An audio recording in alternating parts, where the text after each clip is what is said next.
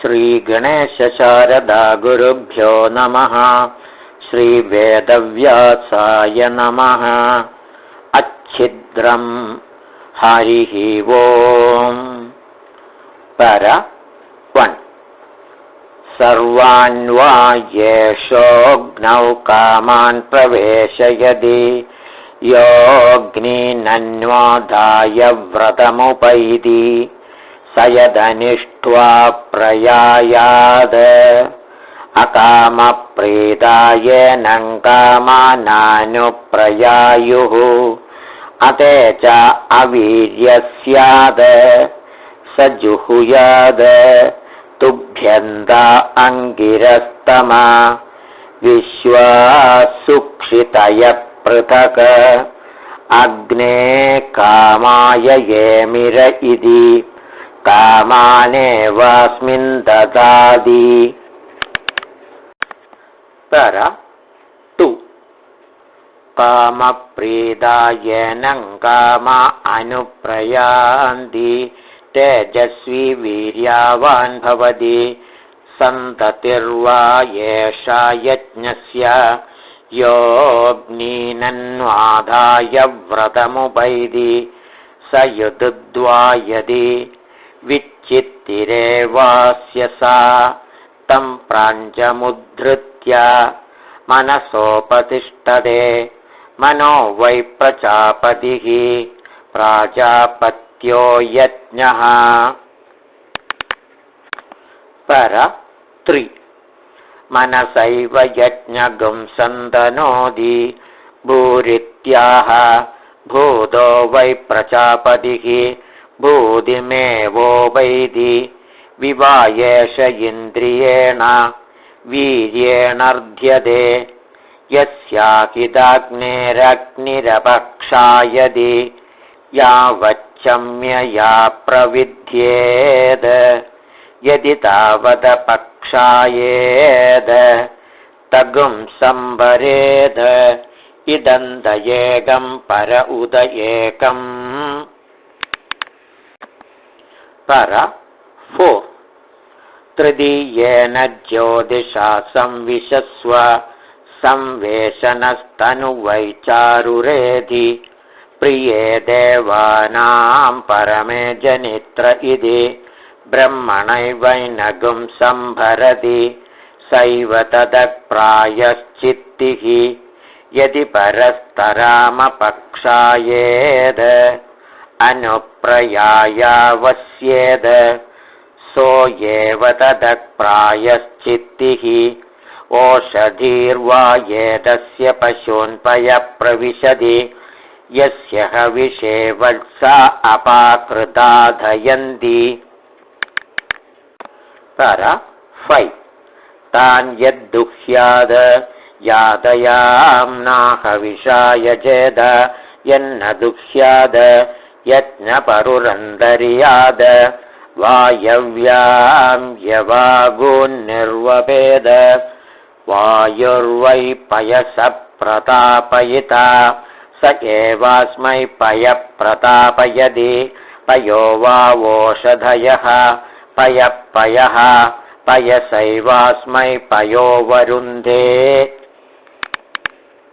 पर 6 अधोत्तरस्मै हविषे वत्सानपाकुर्याद सैव तदप्रायश्चित्तिः अन्यतरान्वा येष देवान् भागधेयेन व्यर्थयति ये यजमानस्य सायं गृहमागच्छन्ति यस्य सायं दुग्धगुं हविरार्तिमार्चति इन्द्राय व्रीहिन्निरूप्योपवसेत पयो वा ओषधयः पय एवारभ्यगृहीत्वोपवसति यत्प्रातस्याद तच्छ्रुतं कुर्याद। पर 7 अधेतर ऐन्द्रः पुरोडाशस्याद इन्द्रिये एवास्मै समीची दधाति पयो वा ओषधयः पयः पयसैवास्मै पयो वरुन्धे अदोत्तरस्मै हविषे वल्सानपाकुर्याद सैव तदप्रायश्चित्तिः उभयान् वा येष देवान् भागधेये न व्यर्थयति ये यजमानस्य सायं च प्रातश्च गृहमागच्छन्ति यस्योभयगुं हविरार्तिमार्च्छति पर 8 ऐन्द्रं पञ्चशरावमोदनन्निर्ववेद अग्निं देवतानां प्रथमं यजेद अग्निमुखा एव देवता प्रीणादि अग्निं वा अन्वन्या देवताः इन्द्रमन्वन्याः ता एवोभयी प्रीणादि पयो वा ओषधयः पयः पयसैवास्मै पयो वरुन्धे अधोत्तरस्मै हविषे वल्सानपाकुर्याद पर 9 सैव तदप्रायश्चित्तिः अर्धो वा येदस्य यज्ञस्य मीयते यस्य वृत्त्येहन्पत्न्यनालम्बुगा भवति तामपरुध्य यजेत सर्वेणैव यज्ञेन यजते तामिष्ट्वोपह्वयेद अमोहमस्मि सा त्वं द्यौरहं पृथिवीत्वं सामाहं ऋत्वं तावेहि सम्भवाव सहरेदो दधावहै पुगुंसे पुत्राय वेत्तवै रायस्पोषाय सुप्रजास्त्वाय सुवीर्यायेदि अर्ध एवैनामुपह्वयते सैव तदप्रायश्चित्तिः पर 10 यद्विषण्णेन जुहुयाद अप्रजा अपश्युर्यजमानस्याद यदनायतने निनयेद अनायतनस्याद प्रजापत्यर्चावल्मीकवपायामवनयेद प्राजापत्यो वै वल्मीकः यज्ञप्रजापतिः प्रजापदावेव यज्ञं प्रतिष्ठापयति भूरित्याह भूदो वै प्रजापतिः पर 11 भूदिमेवोपैति तत्कृत्वा अन्यान् दुग्ध्वा पुनर्होतव्यं सैव तदप्रायश्चित्तिः यत्कीडावपन्नेन जुहुयाद अप्रजा अपश्युर्यजमानस्याद यदनायतने निनयेद अनायतनस्याद मध्यमेन वर्णेन द्यावा पृथिव्ययर्चान्धः परिधि निनयेद द्यावा पृथिव्योरेवैनत् प्रतिष्ठापयति पर 12 तत्कृत्वा अन्यान् दुग्ध्वा पुनर्होतव्यं सैव तदप्रायश्चित्तिः यदववृष्टेन जुहुयाद अपरूपमस्यात्मञ्जायेद किलासो वा स्यादर्शसो वा यत्प्रत्ययाद यज्ञं विच्छिन्द्याद स जुहुयाद मित्रो जनान् कल्पयति प्रजानन्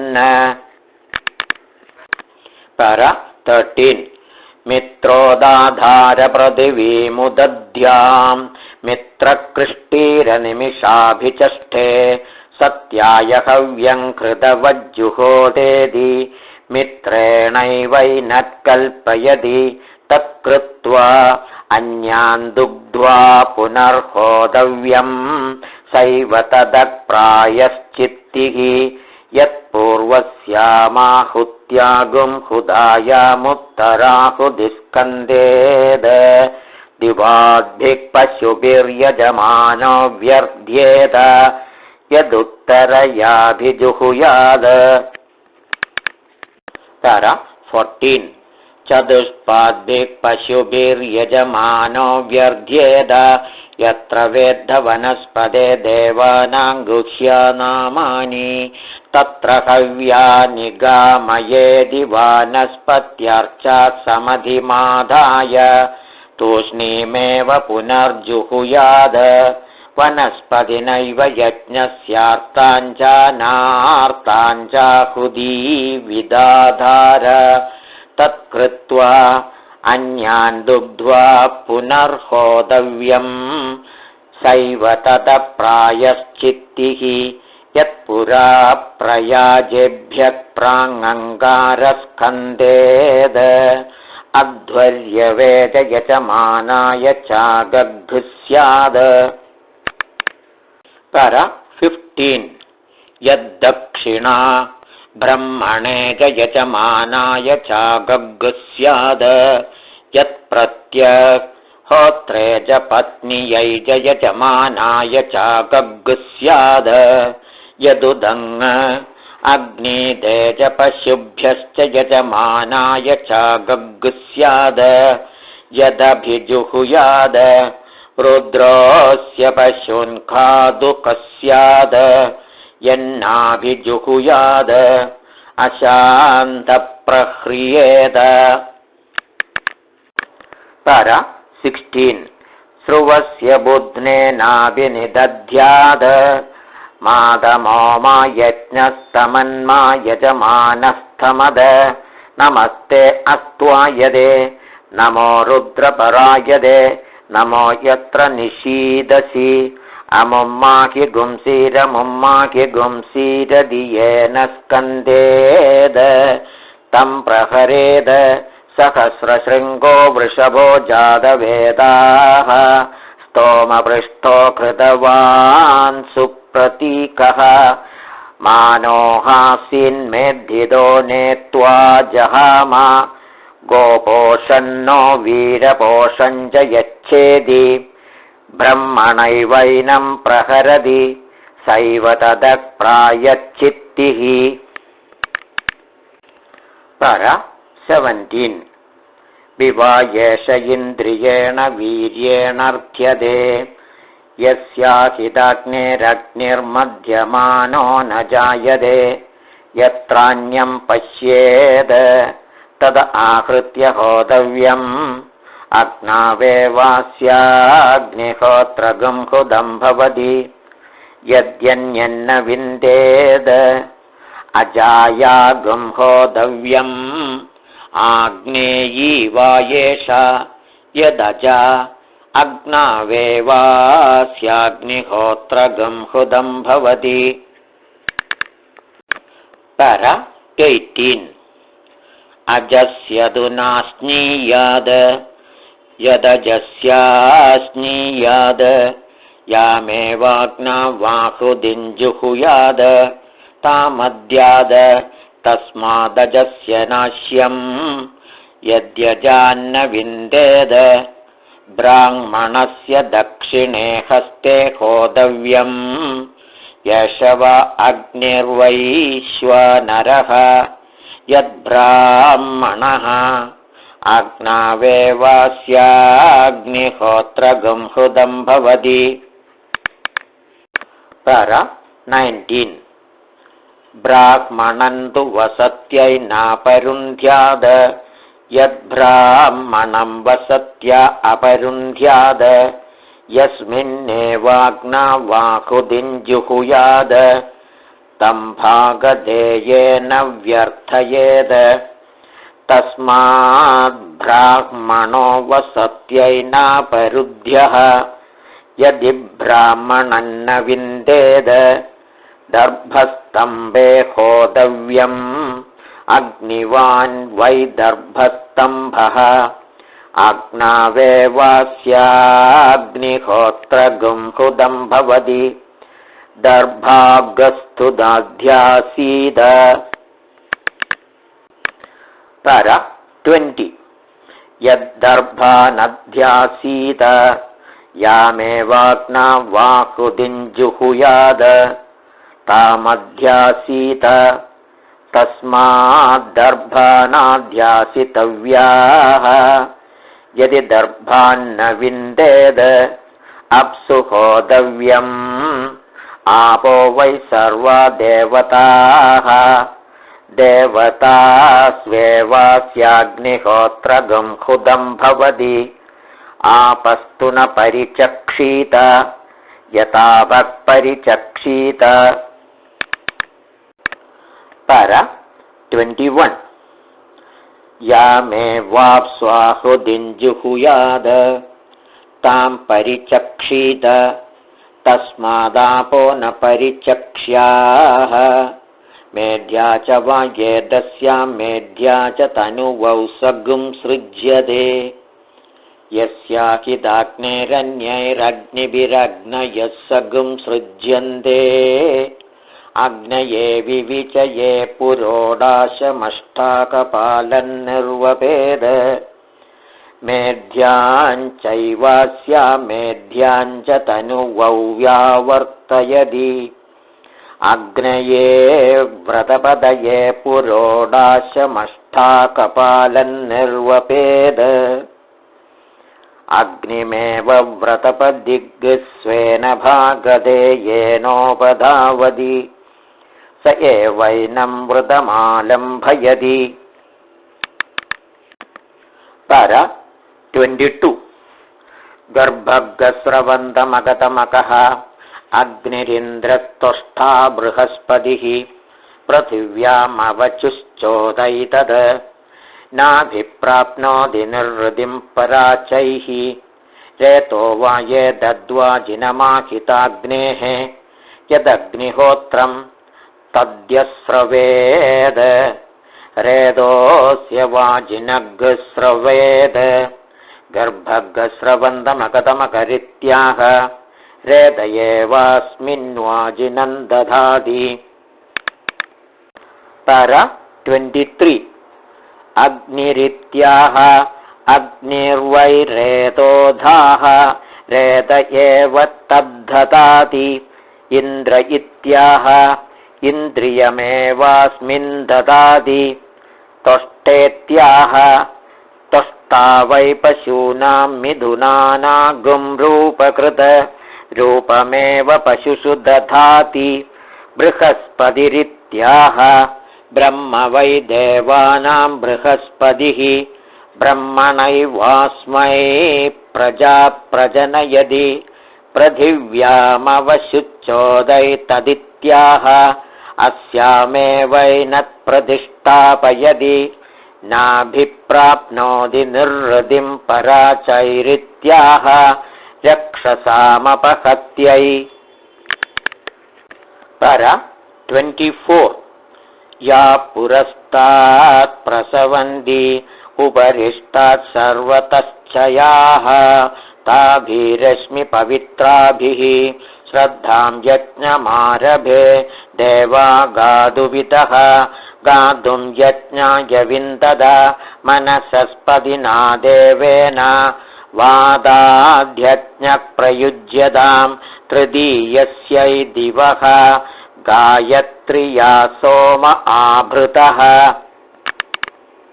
पर 25 सोमपीठाय सन्नयितुं वकलमन्तरमाददे आवो देवी शुद्धास्थ इमा पात्राणि शुन्दद उपादङ्क्याय देवानां पर्णवल्कमुदशुन्धद पयो गृहेषु पयो अग्नियासु पयो वत्सेषु पय इन्द्राय हविष्येध्रियस्व गायत्री पर्णवल्केन पयः सोमं करोत्विमम्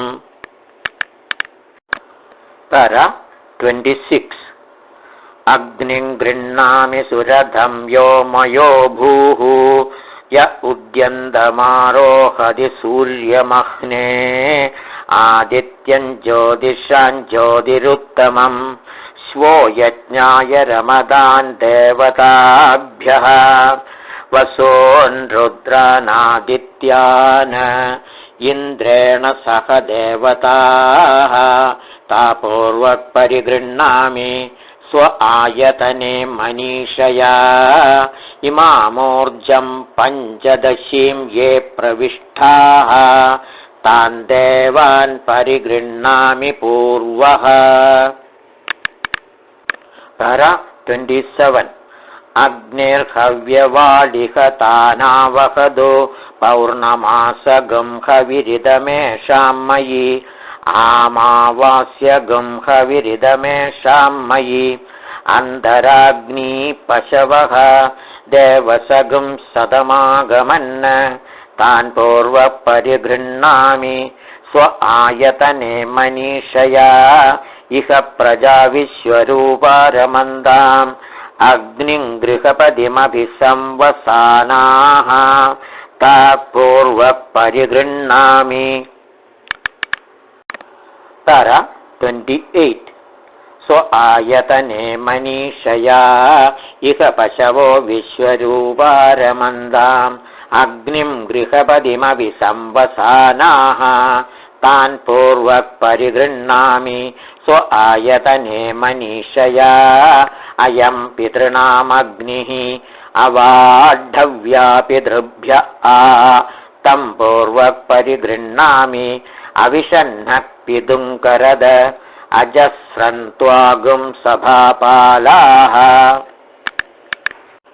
तर 29 विजयभागगुं समिन्धताम् अग्ने दीदाय मे सभ्या विजित्यै शरदशतम् अन्नमावसधीयम् अभिहराणि शरदशतम् अवसधे श्रियं मन्त्रम् अहिर्बुध्नियो नियच्छतु इदमहमग्निज्येष्ठेभ्यः वसुभ्यो यज्ञं प्रब्रवीमि इदमहमिन्द्रज्येष्ठेभ्यः तर 30 रुदेभ्यो यज्ञं प्रब्रवीमि इदमहं वरुणज्येष्ठेभ्यः आदित्येभ्यो यज्ञं प्रब्रवीमि पयस्वतीरोषधयः पयस्वद्विरुधां पयः अपां पयसो यत्पयः तेन मामिन्द्रसगुं सृज अग्ने व्रतपदे व्रतं चरिष्यामि तच्चकेयन्तन्मे रोध्यतां वायो व्रतपद आदित्यव्रतपदे तर 31 व्रतानां व्रतपदे व्रतं चरिष्यामि तच्चकेयन्तन्मे राध्यताम् इमां प्राचीमुदीचीम् इशमूर्जमभिषग्घस्कृताम् बहुपर्णामशुष्काग्राम् हरामि पशुपामहम् यत्कृष्णो रूपं कृत्वा प्राविशस्त्वं वनस्पतीन् तदस्त्वामेकविगुंशतिधा संभरामि सुसंभृता तर 32 त्रीन् परिदीगस्तिस्रः समिधः यज्ञायुरनुसञ्चरान् उपवेशं मेक्षणं दृष्टिं संभरामि सुसंभृता याजादा ओषधयः देवेभ्यस्त्रियुगं पुरा तासां पर्वराध्यासं परिस्तरमाहरन् अपां मेध्यं यज्ञियं सदेवगुं शिवमस्तु मे पर 33 आचेत्तावो मारिषं जीवानि शरदशतम् अपरिमितानां परिमिताः सन्नह्ये सुकृतायकम् येनो मानिगां कथमच्चनाहं पुनरुद्धाय बहुला भवन्तु सकृदाच्छिन्नं बर्हिरूर्णामृदो स्योनं पितृभ्यस्त्वा भराम्यहम् अस्मिन् सीदन्तु मे पितरः सौम्याः पितामहाः प्रपितामहाश्चानुगैः सह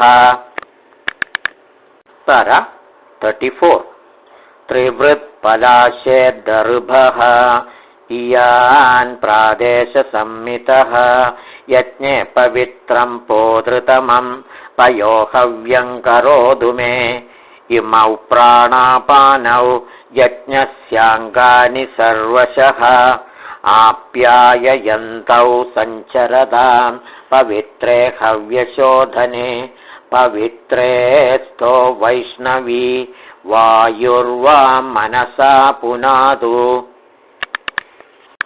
35 अयं प्राणश्चापानश्च यजमानमपि गच्छतां यज्ञे ह्यभूतां पोदारौ पवित्रे हव्यशोधने त्वया वेदिं विविदुः पृथिवीं त्वया यज्ञो जायते विश्वदानिः अच्छिद्रं यज्ञमन्वेषि विद्वान् त्वया होदो सन्दनोत्यर्धमासान् त्रयस्त्रिगुंशोऽसि तन्तूनां पवित्रेण सहागहि।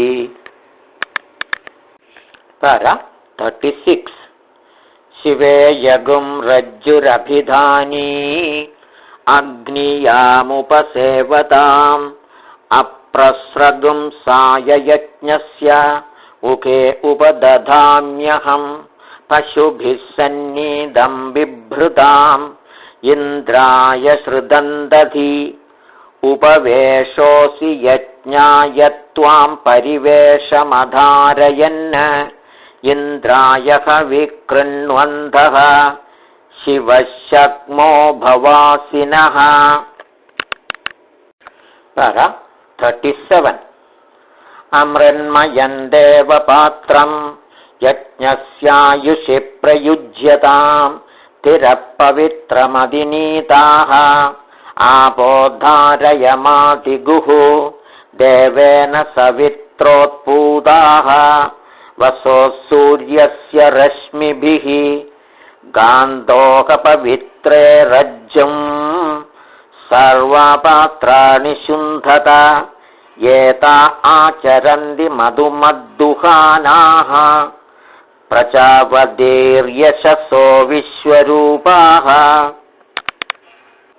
38 बह्वीर्भवन्तीरुपजायमानाः इह व इन्द्रो रमयदु गावः पूषास्था अयक्ष्मावः प्रजया सगुं सृजामि रायस्पोषेण बहुला भवन्तीः ऊर्जं पयक्पिन्वमाना कृदञ्च जीवो जीवन्तीरुपवत्सदेयं द्यौश्चेमं यज्ञं पृथिवीजसन्दुहादां धादा सोमेन सह वादेन वायुः यजमानाय द्रविणं ददातु।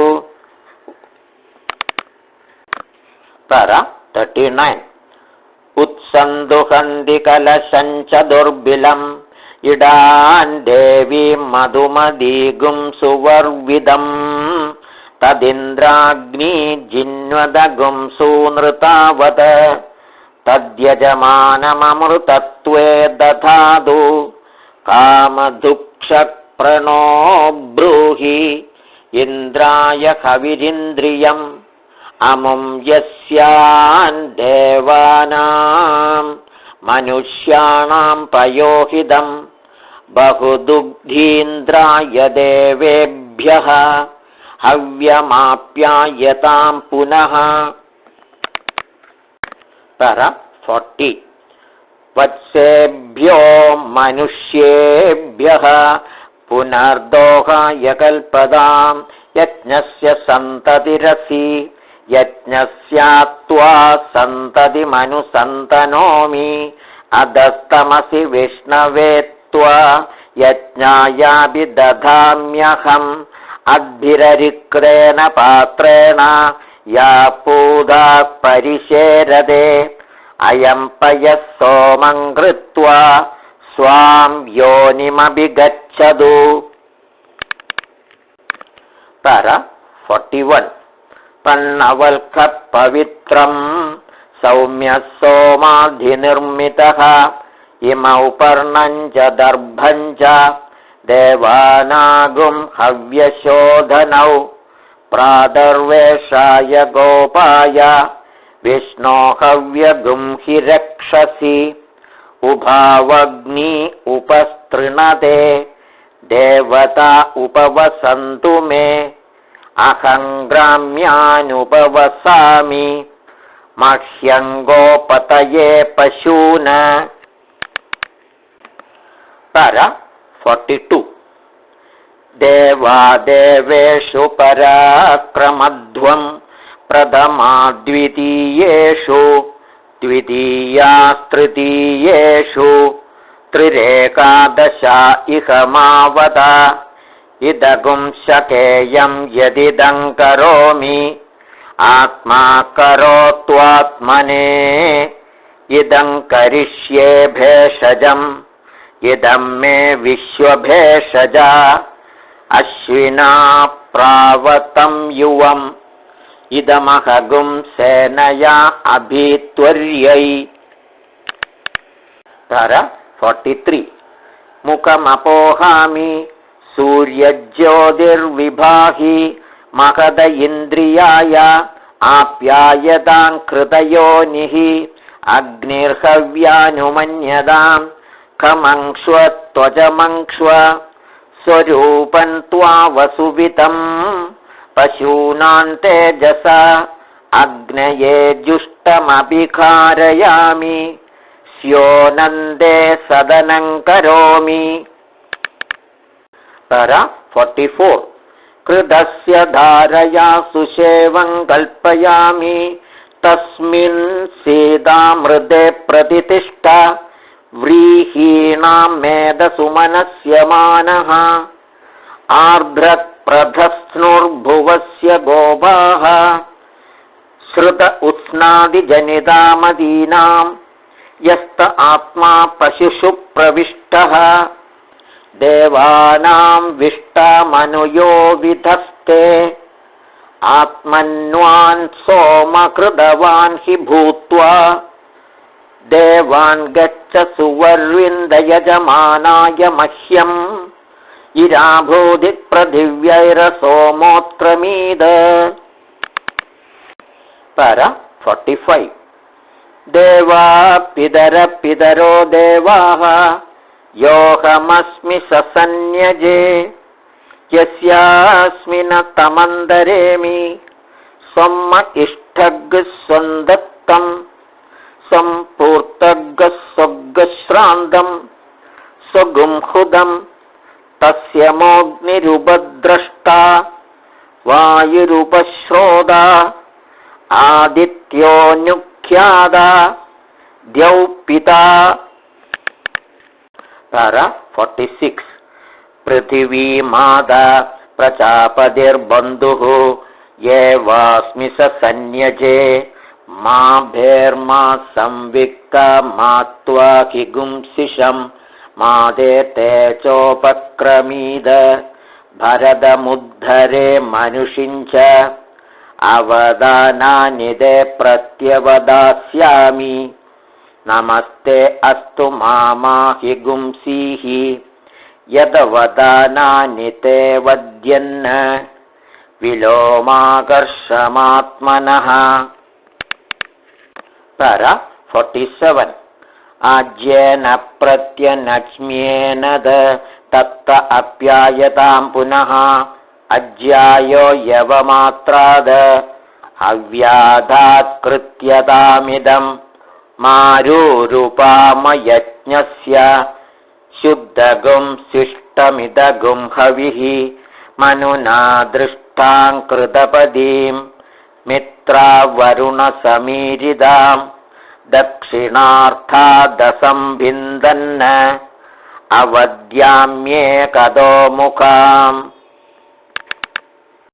तारा 48 इडे भागञ्जुषस्वनः जिन्वगा जिन्वार्वदः तस्यास्ते भक्षिवाणस्याम सर्वात्मानः सर्वगणाः भ्रत्नपिन्वस्व दददो मे माक्षायि कुर्वदो मे मोपदसद दिशां क्लुप्तिरसि दिशो मे कल्पन्तां मे दिशः तारा 49 दैवीश्च मानुषीश्च अहोरात्रे मे कल्पेदाम् अर्धमासा मे कल्पन्ताम् मासा मे कल्पन्ताम् ऋतवो मे कल्पन्ताम् संवत्सरो मे कल्पताम् क्लृप्तिरसि कल्पताम् मे आशानान्द्वाशापालेभ्यः चतुर्भ्यो अमृतेभ्यः इदं भूतस्याध्यक्षेभ्यः। तर 50 विधेमः हविषा वयं भजतां भागीभागं मा भागो भक्त निरभागं भजामः अपस्पिन्व ओषधीर्जिन्व द्विपात्पाहि चतुष्पादव दिवो वृष्टिमेरय ब्राह्मणानामिदगुं हविः। तर 51 सोम्यानागुं सोमपीधिनां निर्भक्तो ब्राह्मणः नेहा ब्राह्मणस्यास्ति समङ्क्तां बर्हिर्हविषा कृतेन समादित्यैर्वसुभिः सम्मरुद्भिः समिन्द्रेण विश्वेभिर्देवेभिरङ्ग्रां दिव्यन्नभो गच्छतु यत्स्वाहा इन्द्राणी वाविधवा भूयासम् अदितिरिव सुपुत्रा अस्फूरित्वा गार्हपत्य। तर 52 उपनिषदे सुप्रजास्त्वाय सम्पत्नीपत्या सुकृतेन गच्छतां यज्ञस्य युक्तौ धुर्यावभूतां सञ्जानानौ विजहदामरादीः दिवि ज्योतिरजरमारभेदां दशदेतनुवो यज्ञयज्ञियाः ता प्रीणादि यजमानो कृतेन नारिष्ठयो प्रशिशमीडमानः देवानां दैव्येऽपि यजमानो मृतो भूद यं वान् देवा अकल्पयन्। तर 53 ऊर्जो भागगुंशदक्रतुः ये दद्वान्तेन प्रीणानि तेन तृप्यतमगुंहहौ अहं देवानागुं सुकृतामस्मि लोके ममेदमिष्टन्नमिदुर्भवादि अहं नारिष्टावनुयजामि विद्वान् यदाभ्यामिन्द्रो अददाद्भागधेयम् अदारसृद्भवददेव सोम अस्मिन् यज्ञे मरुदो मृडतानः मानो विददभिभामो अशस्तिः। तर 54 मानो विदद्व्रजनाद्वेष्याय ऋषभं वाजिनं वयं पूर्णमासं यजामहे सनो दोहदागुं सुवीर्यं रायस्पोषगुं सहस्रिणं प्राणाय सुराधसे पूर्णमासाय स्वाहा अमावास्या सुभगा सुसेवा धेनुरिव भूय आप्यायमाना सानो दोहतागुं सुवीर्यं रायस्पोषगुं सहस्रिणम् अपानाय सुराधसे अमावास्यायै स्वाहा अभिस्त्रिणीहि परिदेहि वेदिं जामिं माहि गुंसीरमुयाशयाना होदृषदना हरिदा सुवर्णाः निष्कायिमे यजमानस्य ब्रध्ने।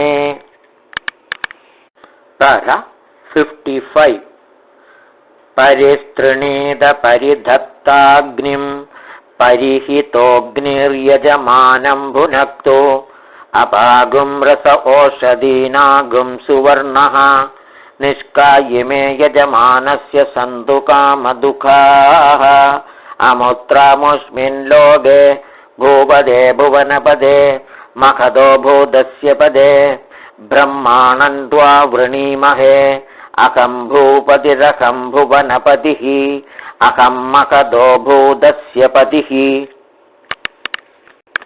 पर 56 देवेन सवित्रा प्रसूद आर्तिज्यं करिष्यामि देवसवितरे तन्त्वा वृणते बृहस्पतिं दैव्यं ब्रह्माणं तदहं मनसे प्रब्रवीमि। मनो गायत्र्यै गायत्री त्रिष्टुभे त्रिष्टुब्जगत्यै जगत्यनुष्टुभे अनुष्टुप्पङ्क्त्यै पङ्क्तिप्रजापतये।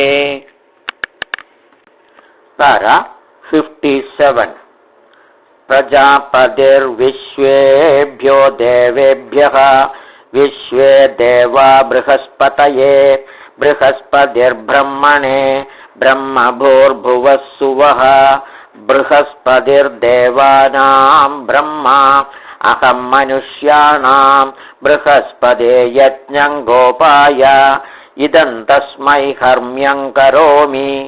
यो वो देवाश्चरति ब्रह्मचर्यं मेधावी दिक्षु मनसा तपस्वी। पर 58 अन्तर्दूतश्चरति मानुषीषु चतुष्शिखण्डा युवतिः सुपेशाः कृतप्रतीका भुवनस्य मध्ये मर्मृज्यमाना महदे सौभगाय मह्यं दुक्ष्व यजमानाय कामान भूमिर्भूत्वा महिमानं पुपोष तदो देवी वर्धयते पयागुंसि यज्ञिया यज्ञं विचयन्ति शञ्च ओषधीरापयिह शक्वरीश्च यो मा हृदा मनसा यश्च वाचा। पर 59 यो ब्रह्मणा कर्मणा द्वेष्टि देवाः यश्रुतेन कृतयेनेष्णता च तस्येन्द्रवज्रेण शिरश्चिनद्मि ऊर्णामृदुप्रथमानगुंस्योनं देवेभ्यो जुष्टगुंसदनाय बर्हिः सुवर्गे लोके यजमानगुं हि धेहि मन्नाकस्य पृष्ठे परमे व्योमन् चतुष्शिखण्डा युवतिः सुपेशाः कृतप्रतीका वयुनानि वस्ते सास्तीर्यमाणा महदे सौभगाय। पर 60 सा मे दुक्ष्व यजमानाय कामान शिवा च मे शग्मा चैधि स्योना च मे सुषदा चैधि ऊर्जस्वती च मे पयस्वती चैधि विषमूर्जं मे पिन्वस्व ब्रह्मतेजो मे पिन्वस्व क्षत्रमोजो मे पिन्वस्व विषं पुष्टिं मे पिन्वस्व आयुरन्नाद्यं मे पिन्वस्व प्रजां पशून्मे पिन्वस्व।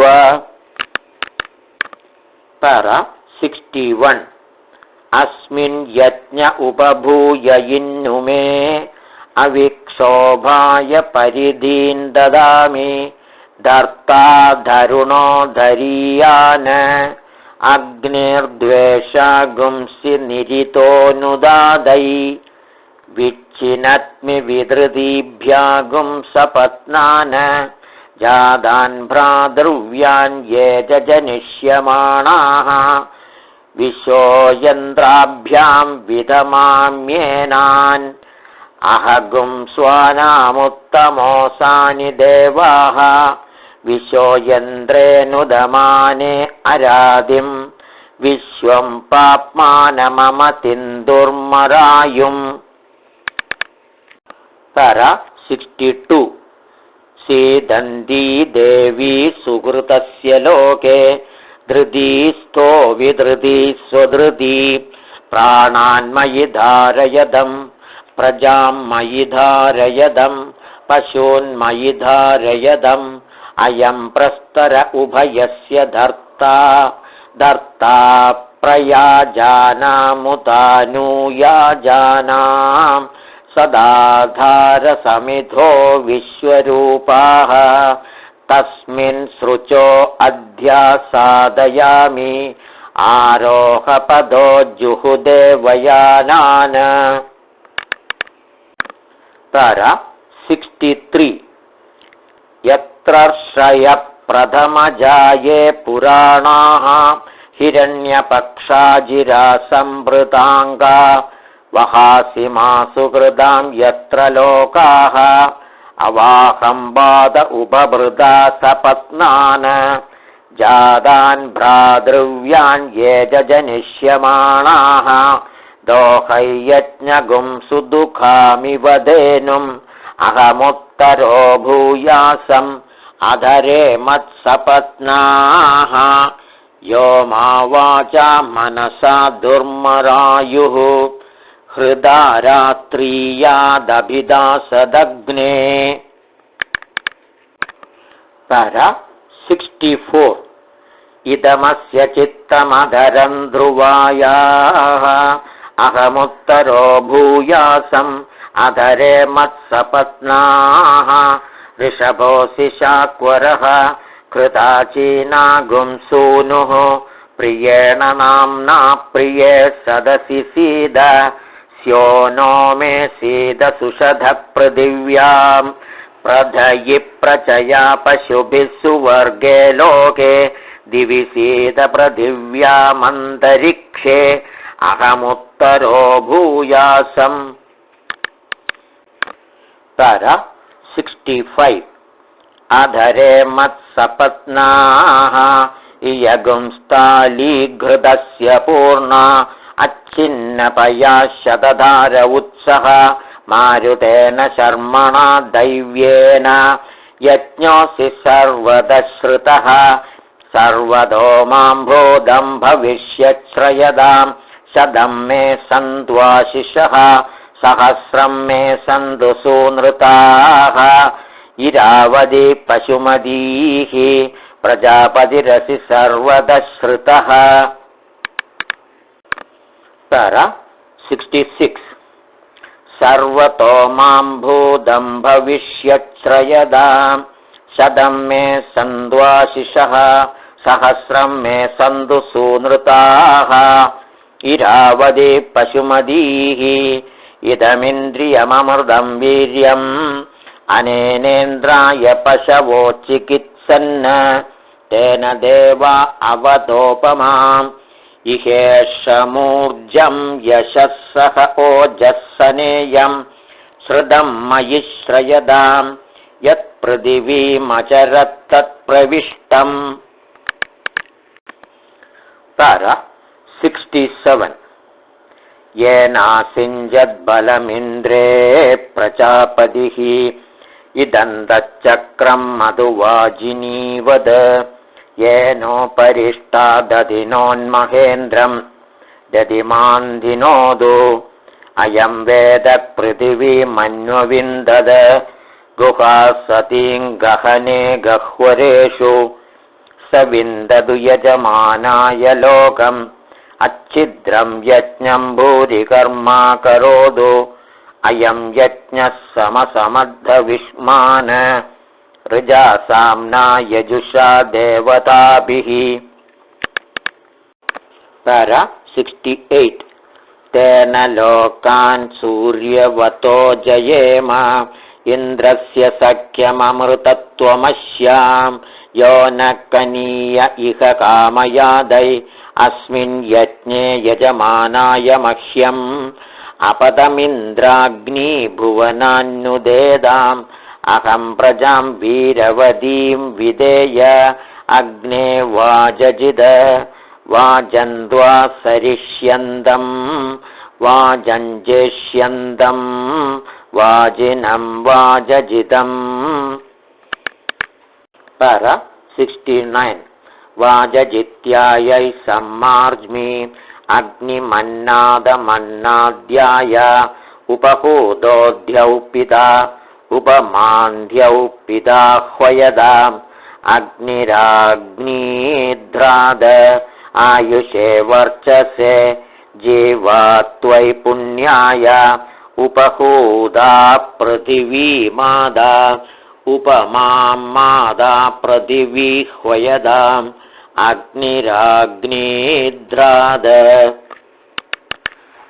पर 70 आयुषे वर्चसे जीवा त्वयि पुण्याय मनोज्योतिर्जुषदामाज्यं विच्छिन्नं यज्ञगुं समिमं दधातु बृहस्पतिस्तनुतामिमन्नः विश्वे देवा इह मादयन्तां यन्ते अग्न आवृश्चामि अहं वाक्षिप्तश्चरन् प्रजाञ्च तस्य मूलञ्च नीचैर्देवा निवृश्चद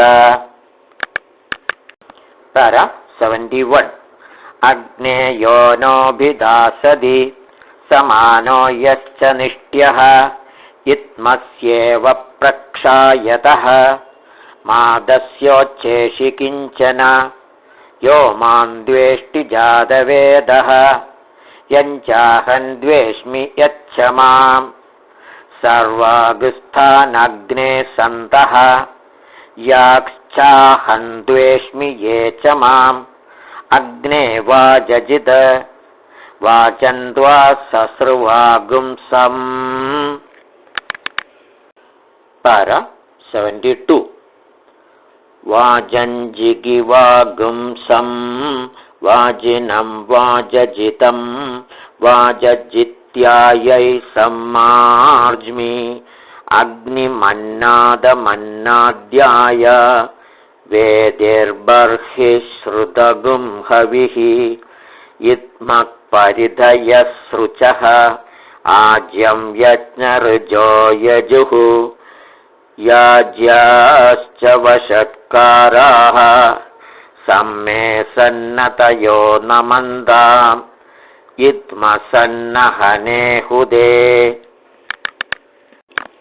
पर 73 दिवक्खिलोऽवततः पृथिव्या अध्युद्धितः तेना सहस्रकाण्डेन द्विषन्दगुं शोचयामसि द्विषन्मे बहु शोचतु ओषधेमो अगगुं शुचं यज्ञ नमस्ते यज्ञ नमो नमश्च ते यज्ञ शिवेन मे सन्धिष्ठस्व स्योनेन मे सन्धिष्ठस्व पर 74 सुभूतेन मे सन्धिष्ठस्व ब्रह्मवर्चसेन मे सन्धिष्ठस्व यज्ञस्यर्धिमनुसन्धिष्ठस्व उपते यज्ञ नमः उपते नमः उपते नमः त्रिष्फलीक्रियमाणानां योऽन्यङ्गो अवशिष्यते रक्षसां भागधेयम् आपस्तत्प्रवहतादितः पर 75 पुलूकले मुसले यच्च शूर्पे आशिश्लेषदृशदि यत्कपाले अवप्रुषो विप्रुषः संयजामि विश्वे देवा कविरिदञ्जुषन्ताम् यज्ञेया विप्रुषः सन्ति बह्वीः अग्नौताः सर्वाः स्विष्टाः सुहृदा जुहोमि उद्यन्नद्य मित्रमहः सपत्नान्मे अनीनशः दिवैनान् विद्युता जहि निम्रोचन्नधरान् कृधि पर 76 उद्यन्नद्य विनो भज पिता पुत्रेभ्यो यथा दीर्घायुत्वस्य हे शिषे तस्य नो देहि सूर्य उद्यन्नद्य मित्रमहः आरोहन्नुत्तरान् दिवम् हृद्रोगं मम सूर्य हरिमाणं च नाशय शुकेषु मे हरिमाणं रोपणाकासु दध्मसि। पारा 77 अधो हारिद्रवेषु मे हरिमाणं निदध्मसि उदगादयमादित्यः विश्वेन सहसा सह द्विषन्दं मम रन्धयन् मो अहं द्विषदो रथं यो नः शपादशपतः यश्च नः शपतः शपाद उषाश्च तस्मै निमृच्च सर्वं पापगुं समूहताम्।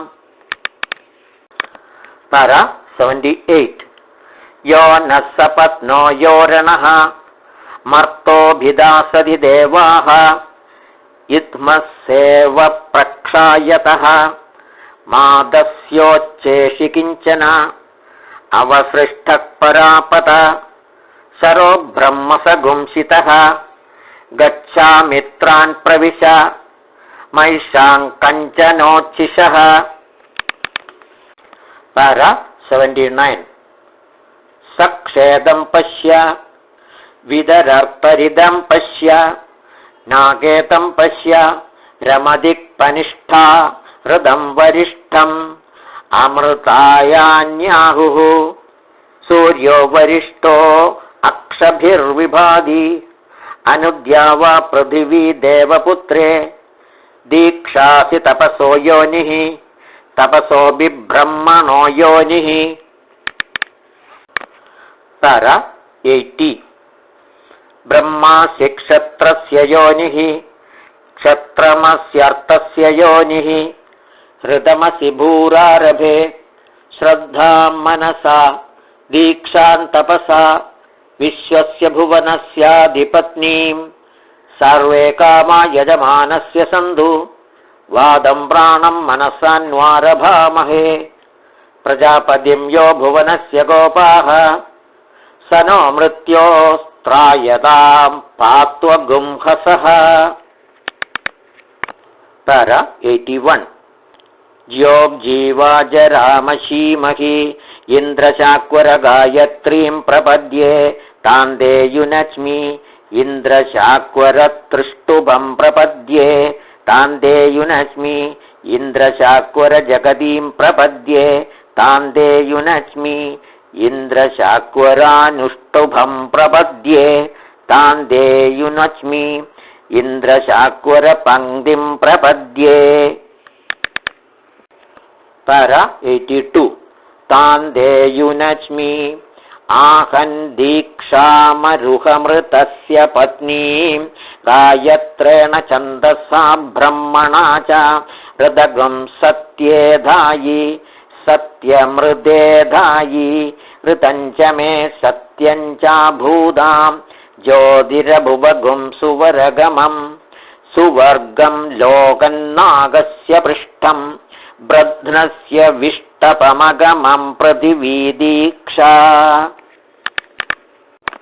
पारा 83 तयाग्निर्दीक्षया दीक्षितः ययाग्निर्दीक्षया दीक्षितः तया त्वा दीक्षया दीक्षयामि अन्तरिक्षं दीक्षा तया वायोर्दीक्षया दीक्षितः यया वायोर्दीक्षया दीक्षितः तया त्वा दीक्षया दीक्षयामि द्यौर्दीक्षा तयादित्यो दीक्षया दीक्षितः ययादित्यो दीक्षया दीक्षितः।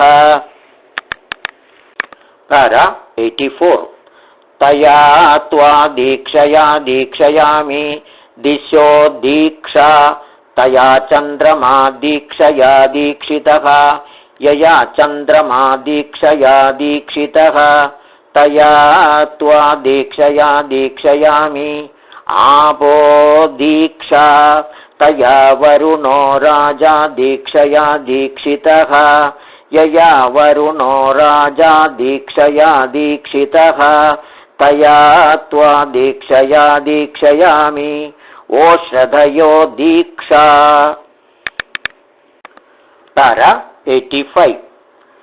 तया सोमो राजा दीक्षया दीक्षितः यया सोमो राजा दीक्षया दीक्षितः तया त्वा दीक्षया दीक्षयामि वाग्दीक्षा तया प्राणो दीक्षया दीक्षितः यया प्राणो दीक्षया दीक्षितः तया त्वा दीक्षया दीक्षयामि पृथिवी त्वा दीक्षमाणमनुदीक्षताम् अन्तरिक्षं त्वा दीक्षमाणमनुदीक्षताम् द्यौस्त्वा दीक्षमाणमनुदीक्षताम्. para 86.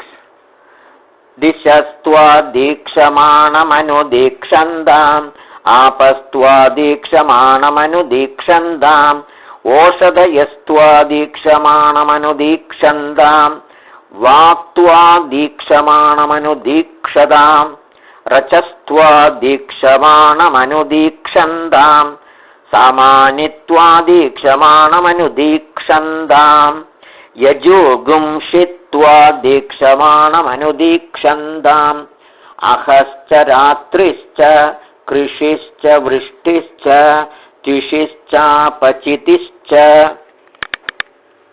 para 87. आपश्चौषधयश्च ऊरक्च सूनृता च तास्त्वा दीक्षमाणमनुदीक्षन्ताम् स्वे दक्षे दक्षपितेह सीद देवानागुं सुम्नो मकतेरणाय श्वासस्थस्तनुवा संविशस्व पिदे वैदिसूनव आशुषेवः शिवो मा शिवमाविश सत्यम् आत्मा श्रद्धा मे क्षिदिः. para 88. तपो मे प्रतिष्ठा सवितृप्रसूदामादिशो दीक्षयन्तु सत्यमस्मि अहं त्वदस्मि मदसि त्वमेतद् ममासि योनिस्तव योनिरस्मि ममैव सन्वह हव्यान्यग्ने पुत्रपित्रे लोककृज्जातवेदः आजुह्वान सुप्रतीकः पुरस्ताद् अग्ने स्वां योनिमासीदसाध्या अस्मिन् सधस्ते अध्युत्तरस्मिन्. para 89. विश्वे देवा यजमानश्च सीदत एकमिषे विष्णुस्त्वान्वेदु द्वे ऊर्जे विष्णुस्त्वान्वेदु त्रीणि व्रताय विष्णुस्त्वान्वेदु चत्वारि मायो भवाय विष्णुस्त्वान्वेदु पञ्च पशुभ्यो विष्णुस्त्वान्वेदु षड्राय स्पोषाय विष्णुस्त्वान्वेदु सप्त सप्तभ्यो होत्राभ्यो विष्णुस्त्वान्वेदु सखाय सप्तपदा अभूम सख्यन्दे गमेयम्. para 90. सख्यात्ते मायोषम् सख्यान्मे मायोष्ठाः सासि सुब्रह्मण्ये तस्यास्ते पृथिवीपादः सासि सुब्रह्मण्ये तस्यास्तेऽन्तरिक्षं पादः सासि सुब्रह्मण्ये तस्यास्ते द्यौपादः सासि सुब्रह्मण्ये तस्यास्ते दिशपादः. para 91. परो रजास्ते पञ्चमपादः सान इषमूर्जन् दुक्ष्व तेज इन्द्रियं ब्रह्मवर्चसमन्नाद्यं विमिमे त्वा पयस्वतीं देवानां धेनुगुं सुदकामनभस्फुरन्तीम् इन्द्रः सोमं पिबतु क्षेमो अस्तु नः इमान्नरा कृणुदवेदिमेत्य वसुमदीगुं रुद्रवदीमादित्य सत्यवतीम्।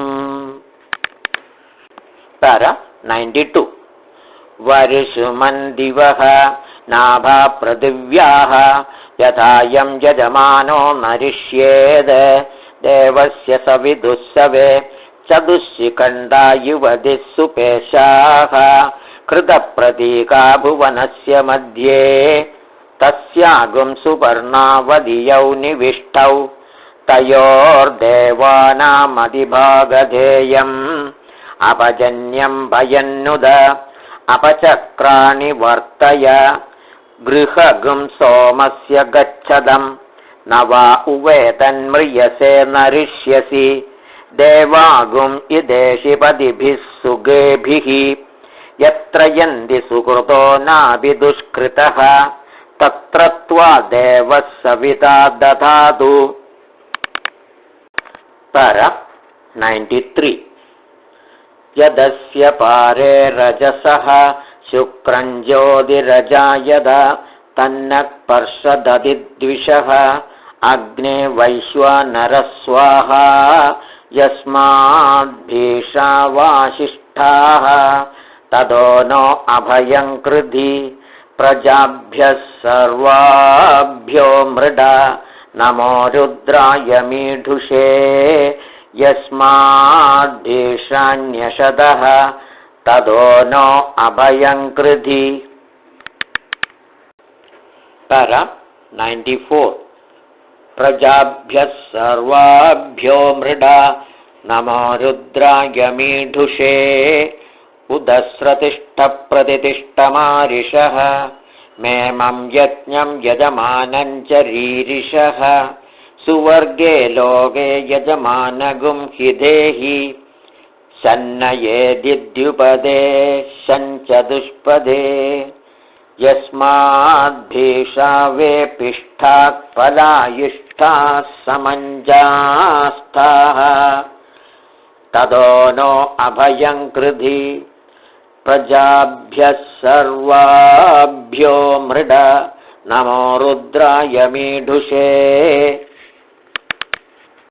पर 95 य इदमकः तस्मै नमः तस्मै स्वाहा न वा उवेदन्म्रियसे आशानान्द्वा विश्वा आशाः यज्ञस्य हिस्तऋत्वियौ इन्द्राग्निचेतनस्य च हुताहुतस्य तृप्यदम् अहुतस्य हुतस्य च हुतस्य चाहुतस्य च अहुतस्य हुतस्य च इन्द्राग्नि अस्य सोमस्य वीदं पिबदं जुषेधाम् मा यजमानन्तमो विदद मर्त्विजोमो इमात् प्रजाः मायः सोममिमं पिबाद सगुं सृष्टमुभयं कृतम्।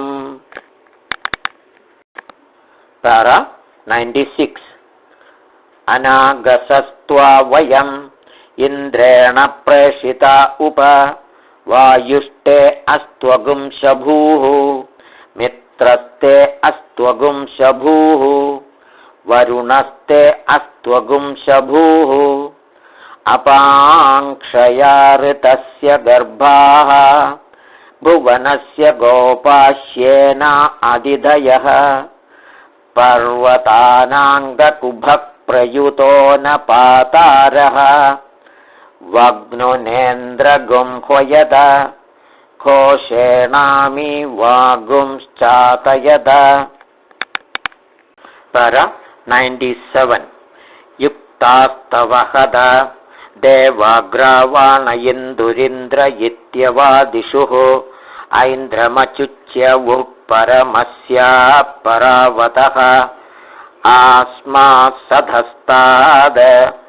ओरोरन्तरिक्षाद आसुभूतमसुषवुः ब्रह्मवर्चसम् आसुषवुः समरे रक्षागस्य वधिषु अपहदं ब्रह्मज्यस्य वाक्चत्वा मनश्च श्रीणीताम्।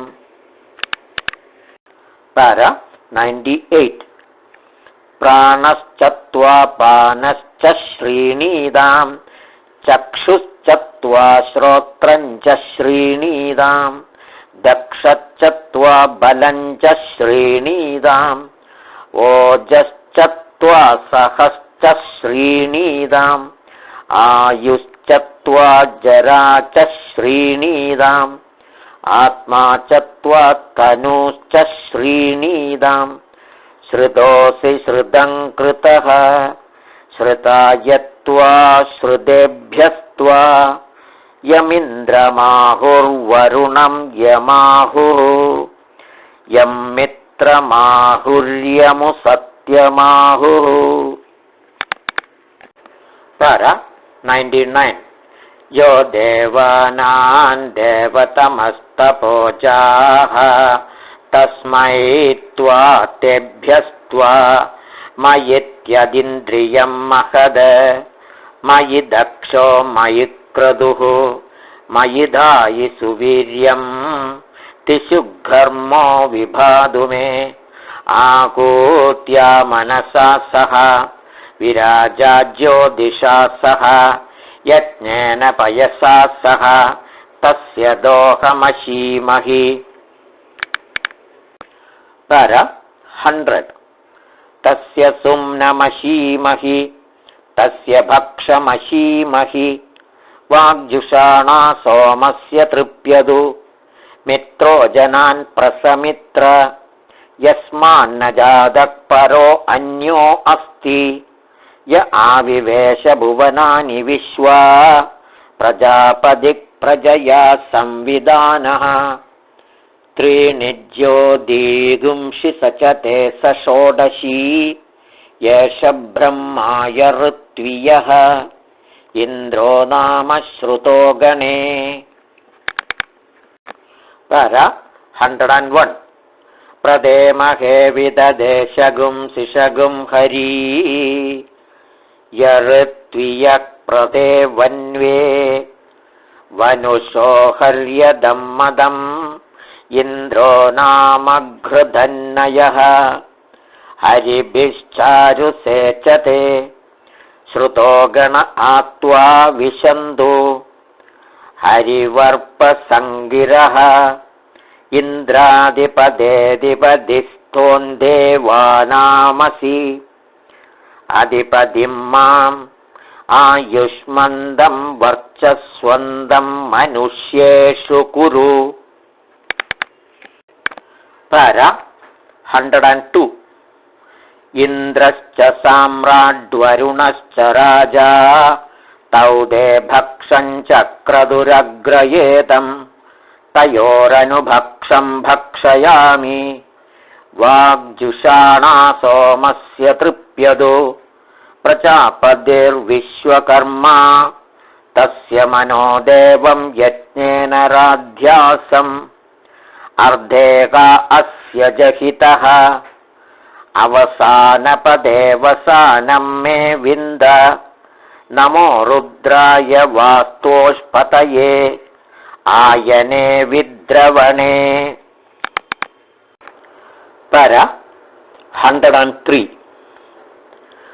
उद्याने यत्परायणे आवर्तने विवर्तने यो गोपायदित गुंहुवे यान्यपामित्यान्यप्रदीत्यान्यस्मि यमस्य बलिना चरामि इहैव सन्धः प्रतितद्यादयामः जीवा जीवेभ्यो निहरामयेन अनृणा अस्मिन्ननृणात् परस्मिन् तृतीये लोके अनृणा स्याम ये देवयाना उदपि त्रयाणाः।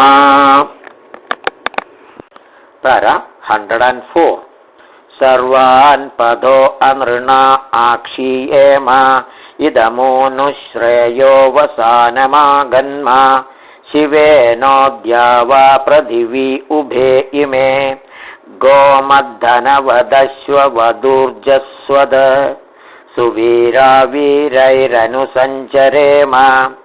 अर्कः पवित्र त्रगुं रजसो विमानः पुनादिदेवानां भुवनानि विश्वा द्यावा पृथिवी पयसा संविधाने कृदन्दुहादे अमृतं प्रपीने पवित्रमर्को रजसो विमानः पुनादिदेवानां भुवनानि विश्वा सुवर्ज्योतिर्यशो महद अशीमहि गादमुदप्रतिष्ठाम्. Para 105. उदस्थां सीदत्सविता मित्रो अर्यमा सर्वानमित्रानवदीद्युगेन बृहन्दं मामकरद्वीरवन्दं रदन्तरे श्रयस्व स्वाहा पृथिव्यां वामदेव्ये श्रयस्व स्वाहान्तरिक्षे बृहदि श्रयस्व स्वाहा दिवि बृहदात्वापस्थब्नोमि आत्वा ददे यशसे वीर्याय च अस्मास्वग्नियायूयन् ददादेन्द्रियं पयः यस्ते ध्रप्सो यस्त उदर्शः. 106. दैव्यैकेदुर्विश्वं भुवनमाविवेश सनक्पाह्यरिष्ट्यै स्वाहा अनुमा सर्वो यज्ञो यमेदो विश्वे देवा मरुदः सामार्कः अप्रियश्चन्दागुंसि निविधो यजुगुंसि अस्यै पृथिव्यै यद्यज्ञियम् प्रजापतेर्वर्तनिमनुवर्तस्व अनुवीरैरनुराध्यामगोभिः अन्वश्वैरनुसर्वैरुपुष्टैः अनुप्रजयान्विन्द्रियेण.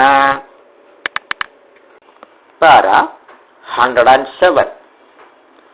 देवानो यज्ञमृजुदानयन्तु प्रतिक्षत्रे प्रतितिष्ठामि राष्ट्रे प्रत्यश्वेषु प्रतितिष्ठामि गोषु प्रतिप्रजायां प्रतितिष्ठामि भव्ये विश्वमन्याभिवावृधे तदन्यस्यामधिश्रुतं दिवे च विश्वकर्मणे पृथिव्यै चाकरन्नमः अस्कान्ध्यौ पृथिवीम् अस्कामृषभो युवागाः.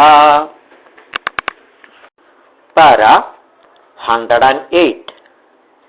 स्कन्नेमा विश्वा भुवना स्कन्नो यज्ञ प्रजनयतु अस्कानजनि प्राजनि अस्कन्नाज्जायते वृषा स्कन्नात् प्रजनिषीमहि ये देवा येषामिदं भागधेयं बभूव येषां प्रयाजा उदानूयाजाः इन्द्रज्येष्ठेभ्यो वरुणराजभ्यः अग्निहोतृभ्यो देवेभ्यः स्वाहा उदत्यानो दिवामदिः.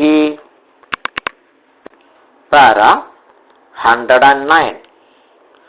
अदितिरूत्यागमद सा शन्ताची मयस्करद अपसृतः उदत्या दैव्याभिषजा शन्नस्करदो अश्विना यूयादमस्मद्रपः अपसृतः शमग्निरग्निभिस्करद शन्नस्तपदु सूर्यः संवादो वाक्त्वरपाः. 110. अपसृतः तदित्पदन्न विचिकेद विद्वान् यन्मृदः पुनरप्येदि जीवान् त्रिवृद्ध्यद्भुवनस्य रथवृत् जीवो गर्भो न मृदः सजीवाद प्रत्यस्मै पिपीषते विश्वानि विदुषे भर अरङ्कमाय जग्मवे अपश्च യച്ഛാദഘ്വനേ നരേ ഇന്ദുരിന്ദുമവാഗാത് ഇന്തോരിന്ദ്രോപാത്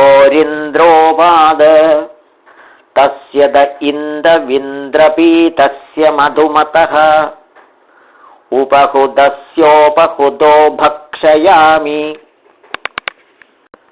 താര 111. ബ്രഹ്മപ്രതിഷ്ഠാ മനസോ ബ്രഹ്മവാചഃ ബ്രഹ്മയജ്ഞാനാഗുംഹവിഷാമാജ്യസ്യ അതിരിക്തം കർമ്മണോ യച്ഛഹീനം യജ്ഞപർവാണി പ്രതിരന്നേതി കൽപ്പയൻ സ്വാഹാകൃതാഹുതിരേതു ദേവാൻ ആശ്രാവിതമത്യാശ്രാവിതം വശത്കൃതമത്യനൂക്തം ച യജ്ഞേ അതിരിക്തം കർമ്മണോ യച്ഛഹീനം യജ്ഞപർവാണി പ്രതിരന്നേതി കൽപ്പയൻ സ്വാഹാകൃതാഹുതിരേതു ദേവാൻ.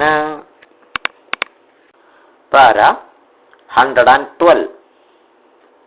യദ്വോ ദേവാ അധിപാദയാനി വാചാചിത് പ്രയതം ദേവഹേഡനം അരായോ അസ്മാകും അഭിദുച്ഛുനായതേ അന്യത്രാസ്മന്മരുതസ്തന്നിധേതന തദമ്മ ആപസ്തദുതായതേ പുനഃ സ്വാദിഷ്ടാധീതി രുചധാ യശസ്യത്തെ അയഗും സമുദ്ര ഉദ വിശ്വഭേഷജഃ സ്വാഹാകൃതസ്യ സമുതൃപ്നുതർഭുവഃ ഉദ്വയന്തമസ്സസ്പരി ഉദത്യഞ്ചിത്രം.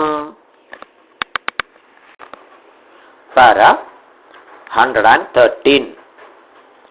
ഇമം മേ വരുണതത്വായാമി ത്വന്നോ അഗ്നേ സത്വന്നോ അഗ്നേ ത്വമഗ്നേ അയാസി പ്രജാപതേ ഇമം ജീവേഭ്യഃ പരിധിം ദധാമി മൈഷാനുഗാദപരോ അർദ്ധമേദം ശതം ജീവന്തു ശരദഃ പുരൂചീഃ തിരോ മൃത്യും ദദതാം പർവതേന ഇഷ്ടേഭ്യഃ സ്വാഹാ വഷടനിഷ്ടേഭ്യഃ സ്വാഹാ ഭേഷജന്ധുരിഷ്ട്യൈ സ്വാഹാ നിഷ്കൃത്यै സ്വാഹാ ദൗരാർധ്യൈ സ്വാഹാ ദൈവീഭ്യസ്തനൂഭ്യഃ സ്വാഹാ.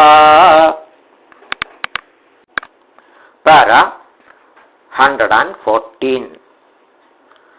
ഹൃദ്യൈ സ്വാഹാ സമൃദ്ധ്യൈ സ്വാഹാ യത ഇന്ദ്രഭയാമഹേ തദോ നോ അഭയം കൃധി മഖവഞ്ചദ്ദിതവതന്ന ഊദയേ വിദ്വിഷോ വിമൃധോ ജഹി സ്വസ്തിദാ വിശസ്പതിഃ വൃത്രഃ വിമൃധോ വശീ വൃഷേന്ദ്രപുരയേതുനഃ സ്വസ്തിദാ അഭയങ്കരഃ ആഭിർഗീർഭിർയതദോതോ ന ഊനം.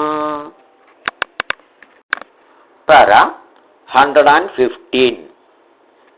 ആപ്യായയ ഹരിവോ വർദ്ധമാനഃ യദാ സ്തോതൃഭ്യോ മഹിഗോത്രാരുജാസി ഭൂയിഷ്ടഭാജോ അധദേശ്യാമ അനാജ്ഞാതം യദാജ്ഞാതം യജ്ഞസ്യ ക്രിയതേ മിഥു അഗ്നേ തദസ്യ കൽപ്പയ ത്വഗും ഹി വേദ്ಧ യഥാ തഥം പുരുഷസംമിതോ യജ്ഞഃ യജ്ഞഃ പുരുഷസംമിതഃ അഗ്നേ തദസ്യ കൽപ്പയ ത്വഗും ഹി വേദ്ಧ യഥാ തഥം യത്പാകത്രാ മനസാ ദീനദക്ഷാന യജ്ഞസ്യ മന്വദേ മർത്താ സഹ അഗ്നിഷ്ഠദ്ധോദാ ക്രതുവിദ്വിജാനന്ന യജിഷ്ഠോ ദേവാഗും മൃദുശോ യജാതി. താര 116. यद्देवादेवहेडनं देवासश्चकृमा वयम् आदित्यास्तस्मान्मा मुञ्चद ऋतस्यर्तेन मामुद देवाजीवनकाम्या यद वाचा नृतमूदिम अग्निर्मा तस्मादेन सह गार्हपत्यप्रमुञ्चदो दुरितायानि चकृम करोतु मामनेन सम्. Para 117. हृदेन द्यावा पृथिवी हृदेन त्वगुं सरस्वती हृतान्मा मुञ्चता गुंहसः यदन्यकृतमारिमा सजादशगुं साधुतवा जामिषगुं साध ज्यायस्सशगुं साधुतवा कनीयसः अनाज्ञातं देवकृतं यतेनः तस्मात् त्वमस्माञ्जातवेदो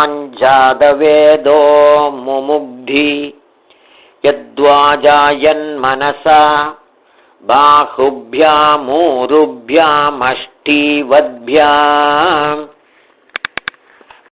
Para 118. शिज्ञैर्यतनृतञ्च कृमा वयम् अग्निर्मा तस्मादेन सह यद्धस्ताभ्यां चकरकिल्बिषाणि अक्षाणां वग्नुमुपजिघ्नमानः दूरे पश्याजराष्ट्रभृच्च तान्यप्सरसावनुदत्तामृणानि अदीव्यनृणं यदहञ्चकार यद्वादास्यन् सञ्चगारा जनेभ्यः अग्निर्मा तस्मादेन सह यन्मयि मादा गर्भे सति.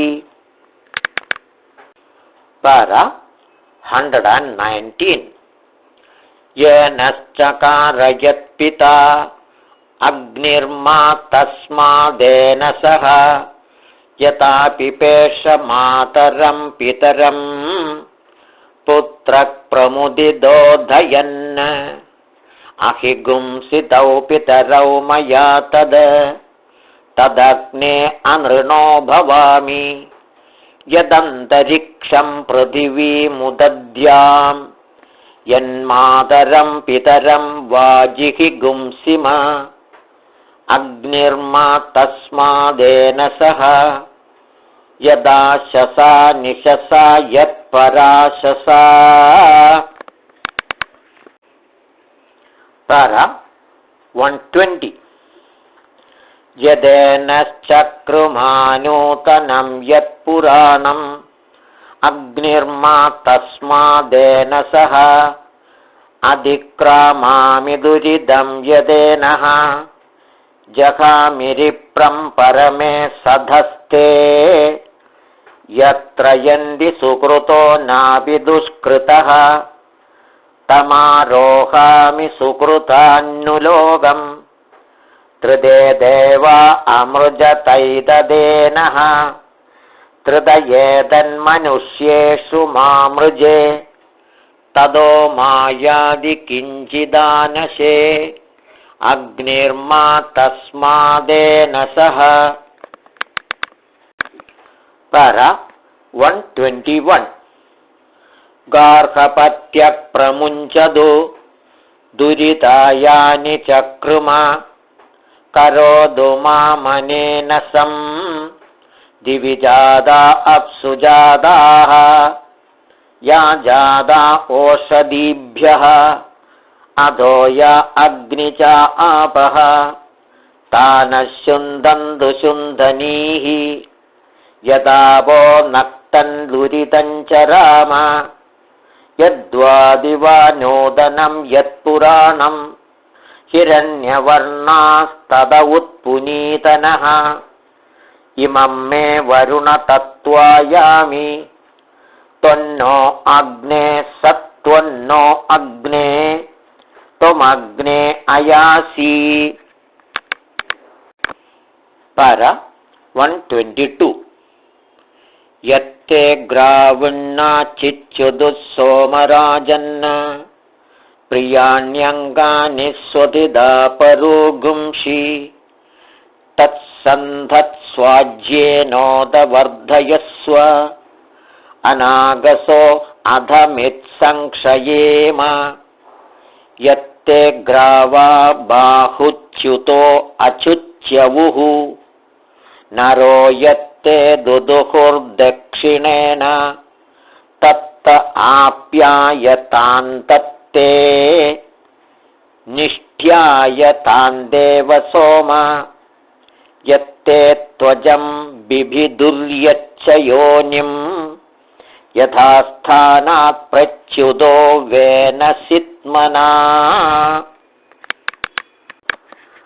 पर 123 त्वया तत्सोमगुप्तमस्तु नः सा नः सन्धासत्परमे व्योमन्न अहाच्छरीरं पयसा समेत्य अन्योन्यो भवति वर्णो अस्य तस्मिन्वयमुपहुदास्तव स्मः।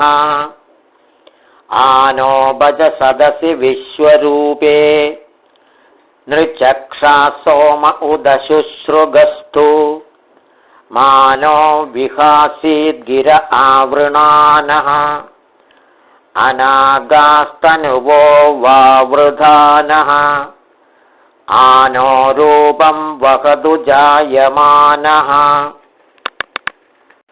पर 124 उपक्षरन्ति जुह्वो हृदेन प्रियाण्यङ्गानि तव वर्धयन्तीः तस्मै ते सोम नम इद्वषच्च उपमा राजन् सुहृदे ह्वयस्व। सम्प्राणापानाभ्यागुं समुचक्षुषा त्वं सगुं श्रोत्रेण गच्छस्व सोमराजन्। यत्त आस्तिदगुं शमुतत्ते अस्तु जानीतान्नः सङ्गमनेपदीनां येदञ्जानीतात् परमे व्योमन् वृकासधस्ताविदरूपमस्य। पर 125 यदा गच्छात्पदिभिर्देवयानैः इष्टापूर्ते कृणुदादा विरस्मै अरिष्टो राजन्नगदत्परेः नमस्ते अस्तु चक्षसे रघूयते नाकमारोह सह यजमानेन सूर्यं गच्छदात्परमे व्योमन् अभूद्देवः सविता वन्द्यो नुनः इदानीमग्न उपवाच्यो नृभिः वियोरत्ना भजति मानवेभ्यः श्रेष्ठन्नो अत्र द्रविणं यथा दधद उपनो मित्रा वरुणा विहावदम् अन्वादीद्यादामिह नः सखाय आदित्यानां प्रसितिर्हेदिः उग्राशदापाष्टाकविषा परिणो वृणक्तु आप्यायस्व सन्धे। पर 126 यद्दीक्षे मनसा यच्च वाचा यद्वा प्राणैश्चक्षुषा यच्च श्रोत्रेण यद्रेतसा मिथुनेनाप्यात्मना अभ्यो लोकादधिरे तेज इन्द्रियं शुक्रादीक्षायै तपसो विमोचनीः आपो विमोक्तिर्मयि तेज इन्द्रियं यदृजा साम्ना यजुषा पशूनां चर्मन् हविषादिदीक्षे यच्छन्दोभिरोषधीभिर्वनस्पतिभिः वनस्पतौ अद्भ्यो लोकादधिरे तेज इन्द्रियम्. para 127 शुक्रादीक्षायै तपसो विमोचनीः आपो विमोक्तिर्मयि तेज इन्द्रियम् येन ब्रह्म येन क्षत्रम् येनेन्द्राग्नि प्रजापतिः सोमो वरुणो येन राजा विश्वे देवा ऋषयो येन प्राणाः अद्भ्यो लोकादधिरे तेज इन्द्रियम् शुक्रादीक्षायै तपसो विमोचनीः आपो विमोक्तिर्मयि तेज इन्द्रियम् अपां पुष्पमस्योषधीनागुं रसः सोमस्य प्रियन्धाम.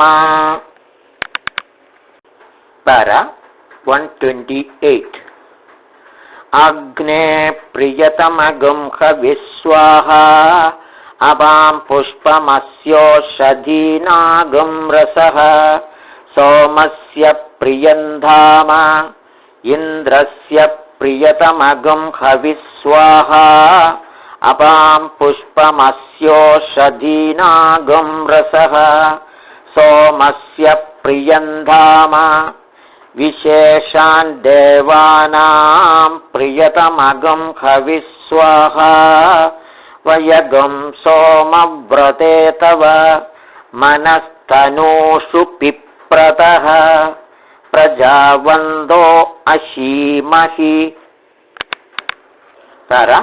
129 देवेभ्यः पितृभ्यः स्वाहा सोमेभ्यः पितृभ्यः स्वाहा कवेभ्यः पितृभ्यः स्वाहा देवास इहमादयध्वं सोम्यास इहमादयध्वं कव्यास इहमादयध्वम् अनन्तरिदाः पितरः सोम्याः सोमपीधात् अपैदु मृत्युरमृतन्न आगन्न वैवस्वतो नो अभयं कृणोतु पर्णं वनस्पतेरिव.